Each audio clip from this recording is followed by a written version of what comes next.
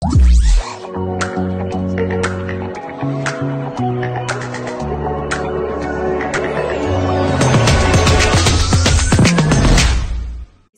beli benih di online, Heeh. saya tidak menyebutkan nanti endorse Ya, lagi. ya.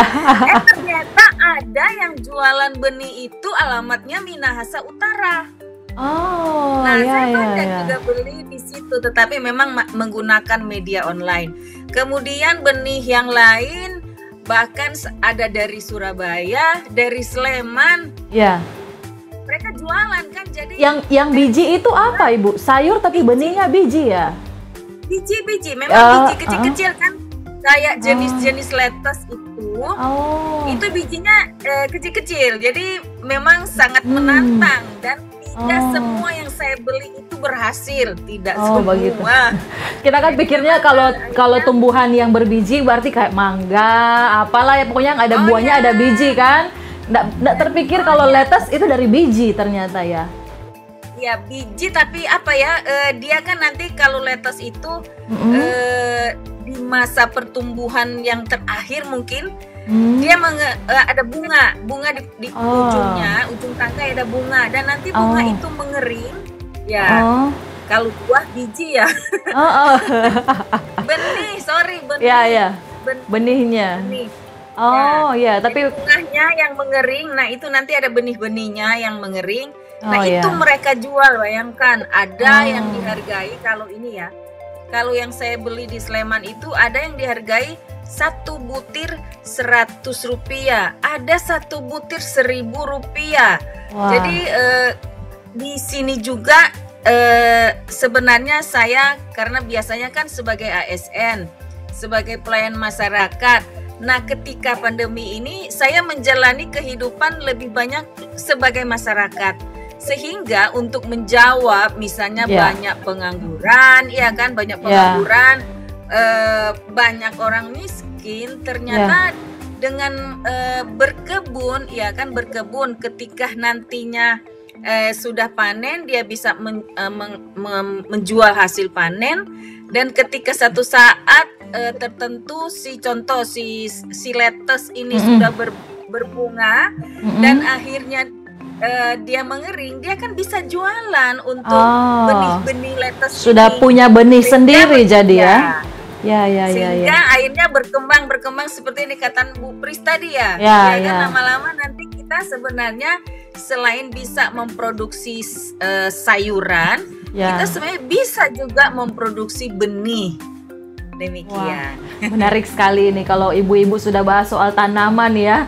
Nah, ini kan orang suka pikir Manado kan agak panas. Apa tidak susah menanam di Manado? Orang kan pikir kalau mau menanam di Tomohon misalnya atau di Motoling sana yang agak dingin.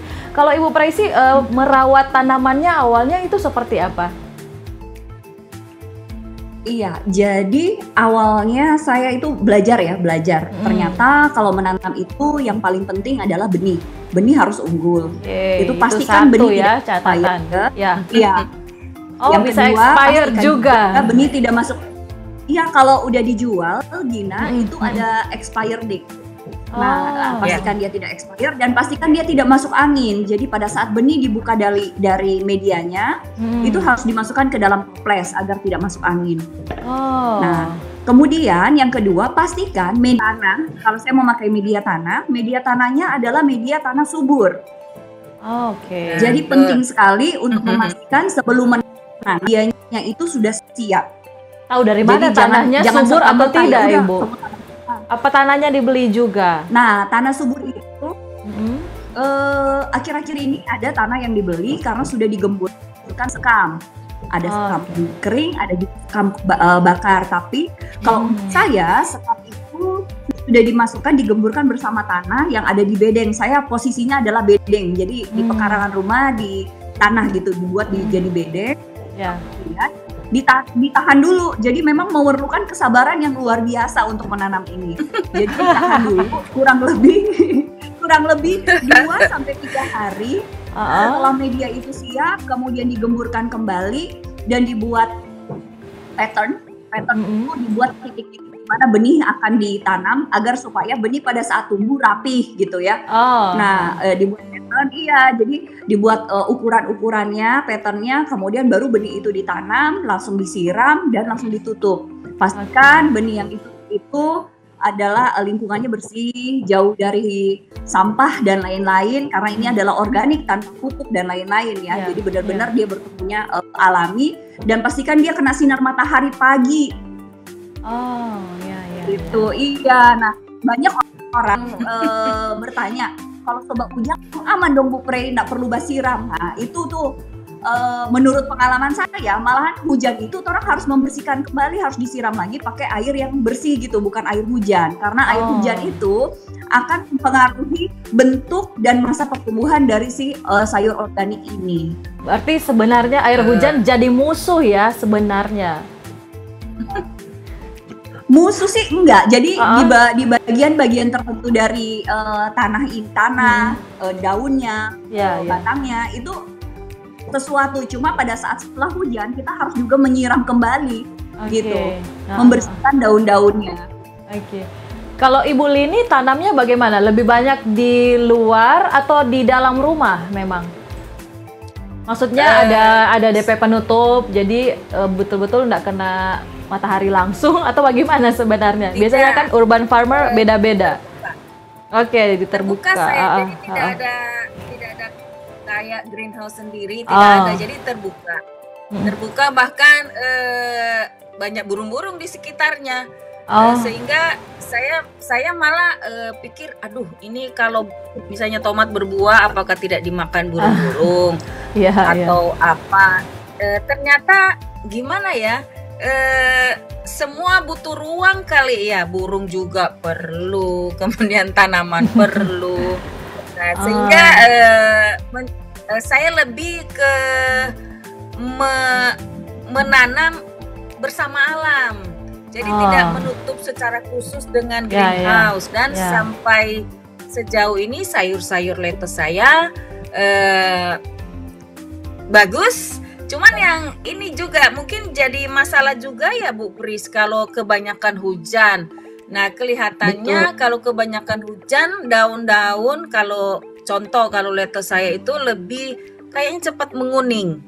Sehingga memang butuh keseimbangan matahari. Jadi kalau menurut saya, ini menurut saya ya, saya kalau membandingkan antara musim hujan dan musim panas yang waktu kemarin itu, saya lebih suka panas dan nantinya saya yang menyiram. Nah, mungkin agak berbeda ya dengan Ibu Pris, tapi ini pengalaman saya. Dan kami ini kan otodidak, bukan background seorang sarjana pertanian. Saya seorang arsitek, Ibu Pris seorang psikolog. Jadi kita harus akui ini kekuatan media, terutama media online, apalagi YouTube. Saya banyak justru bayar di YouTube, bayangkan. Belajarnya kepada para petani yang sudah punya channel-channel YouTube. Bagaimana cara menanam tomat, bagaimana men-trimming dia, menggunting-gunting dan segala macam. Juga termasuk bagaimana menyemai benih. Benih, kemudian ada komposisi tanah kan Bu, di mana ada pupuk, ada sekam, ada tanah biasa, itu dicampur, itu ternyata tidak sama semua tanaman, bayangin. Dan terakhir ini saya mencoba tanam stroberi. Nah, stroberi ini punya cerita menarik. Bisa bertumbuh Ibu, stroberi di Manado. Nah, ini dia, saya belinya dari benih stroberi yang disaket-saket itu, online juga. Sudah yang ketiga produk online yang benih-benih itu tidak pernah jadi. Saya beli juga stroberi yang di supermarket, kemudian ambil biji-bijinya tidak jadi. Akhirnya saya bela-belain Regina, cuacanya mungkin. Baru 30 bibit yang udah jadi itu saya beli dari Bandung, dan baru 2 hari kemarin tiba. Ya, namanya juga kalau kita sudah satu kali menanam, kepingin semua. Ketagihan terus ya ini berarti. Jadi ini menjadi challenge saya bahwa kalau orang lain bisa, Betul. berarti kita juga bisa. Betul, ini jadi bukti sebenarnya. Zaman sekarang itu sudah banyak sekali informasi di mana-mana, gampang diakses. Untuk melakukan sesuatu tidak ada kata lagi tidak bisa ya. Ini tinggal tidak mau sebenarnya, bukan tidak bisa Ya, ya. betul. Stroberinya ditunggu berarti ya, baru tiba 2 hari kemarin. Kalau dia berbuah berarti kita harus pasiar ini Pak Ibu Peruma mau lihat stroberi. Ya.